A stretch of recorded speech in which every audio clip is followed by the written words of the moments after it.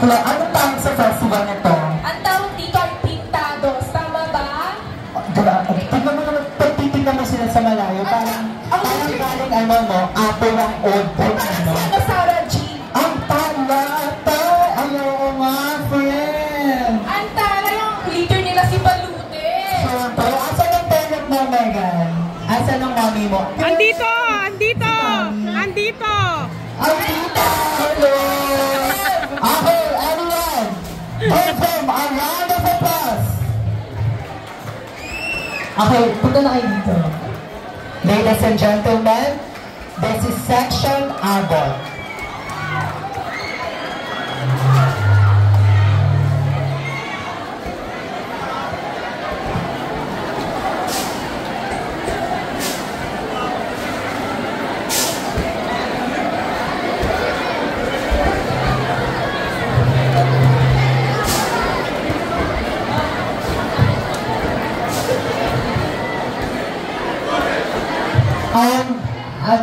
Andyan din po ang advisor nila, si Ma'am Charmaine. Sige, din po natin palakpakan ng section Abot.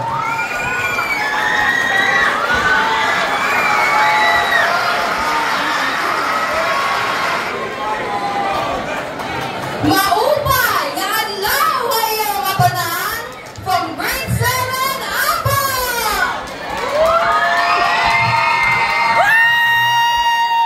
The Pintados Festival is a cultural religious celebration in Tacloban based on the body painting tradition of the ancient tattooed Pintados warriors.